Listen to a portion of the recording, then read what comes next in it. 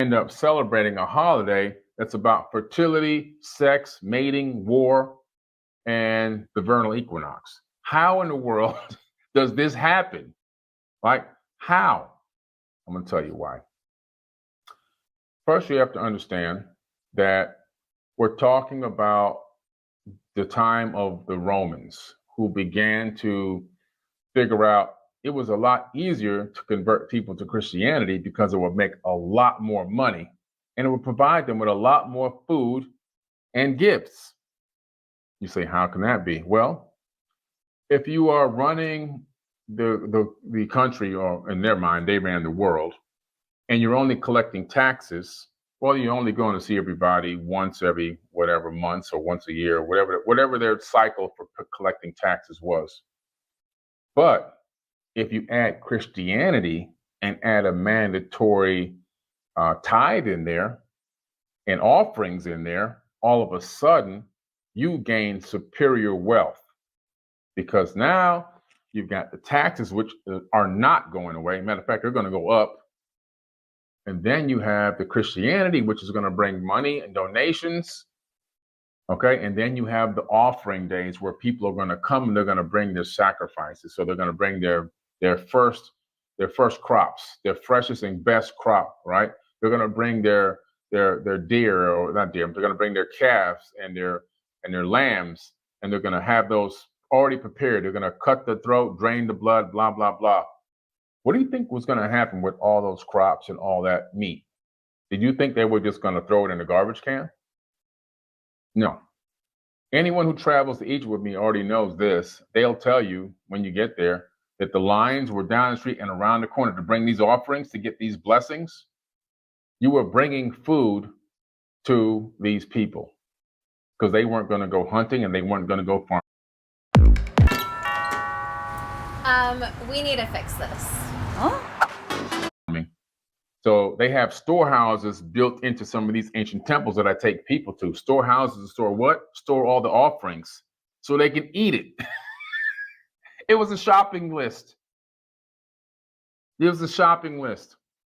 That's what they're doing. They're shopping. So when you incorporate, when you say, you know what? Hey, let's convert this Christianity. Let's get these people on Christianity, because now we can make 4 times the amount of money when you add up the cost of the food and the crops and the tithes and the donations and the gifts plus the taxes. It's a win-win for us. Institute this immediately. So now you have the process where they start blending the pagan rituals with Christianity. This is done by the Romans, and I'm going to read it directly from the source for you, from the encyclopedia. The blending of pagan rituals with Christianity by the Romans was a process known as syncretism. Okay, syncretism, syncretism. It was a pragmatic and strategic approach that facilitated the transition from paganism into Christianity across the entire Roman Empire. This synthesis was not just haphazard. It wasn't just a rare occurrence. It was a deliberate strategy influenced by several key factors. First, cultural continuity. Integrating their familiar pagan rituals and festivals into Christian practices helped ease the conversion process for pagans. I don't think these Christians know that they're celebrating pagan holidays. I think if you told them, they'd curse you and tell you you're going to burn in hell or something anyway. By allowing new converts to retain certain aspects of their traditional religious practices, the Christian faith became more accessible and more acceptable. So they eased them in. They massaged them right on in. They just massaged them right on in. Come over here. Let me give you this massage. Let me give you a nice massage, the sweetest massage. Let me loosen your shoulders up, loosen your neck up, get you right on in here. Next thing you know, you think you're worshiping the Lord and God and everything else. You just fell right back into the same old stuff that you were supposed to get away from. You're right back in it again. No change. No evolution. Same old thing. You've been deceived again. You've allowed yourself to become deceived and got right back into the same old system. And now the religious beast is collecting even more wealth off the sweat of your brow. It was funny. I was in Egypt one day, and I think this was in 2020 or 2014, one of those times. And there's this altar inside of one of these temples. And the guy was telling me, Muhammad was telling me about the fact that the people would line up and they would be bringing anything they could bring of any value, food, money, gold, whatever they could bring, and just hope that the temple priest would give them a blessing because their son was sick. And he'd be like, oh yeah, the son, your son will be blessed. He'll be okay. He'll be fine. And then they come with these offerings. I mean, it's just, it's a scam. I mean, there's no other way to put it. It got pimped, mind pimped. And then, of course, let's look at more of the strategy why they would do this. Political strategy. Unification of the empire. The Roman Empire was a vast and culturally diverse empire. The adoption of Christianity as a state religion under the Emperor Constantine in the 4th century was partly a political move to unify the empire under a single religion. Instead of having two religions, instead of having paganism and Christianity and people battling and fighting each other, and we only collecting the taxes, hey guys, let's unify this. There's way more money in the paganism, in the Christianity than the paganism, so let's unify. Let's get the Christians in here.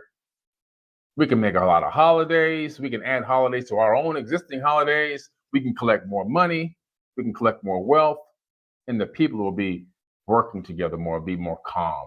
Okay, so we'll just weave this whole thing together. So political situation, they got politics, politricks is what I call it. Synchronization of pagan practices within Christianity helps move the transition by creating a sense of continuity and inclusivity.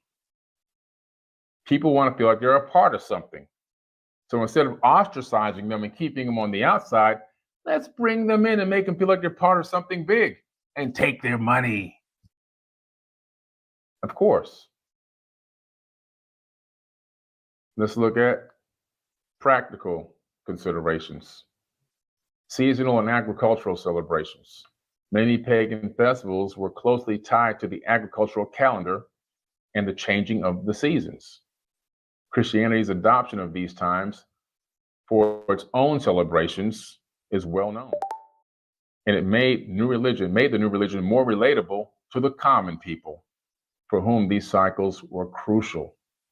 These people didn't want to let go of their old traditions, and so they're thinking like, why would I want to go into Christianity when I can just keep my old traditions? So Constantine said, you know what? Keep your traditions. It's all good. We're going to make it part of the religion. Matter of fact, we'll write it in. It'll be a part of the scripture now. How do you think this stuff happens? You think it originally was like that? No, it's been added. It's remixed. You're talking about remixed text to get the people comfortable, to get them to go along with the whole shebang. And they did. And then, of course, theological flexibility. Okay? This practice involved the reinterpretation of pagan gods. Let me say that again. The reinterpretation. What does that mean? It means remix.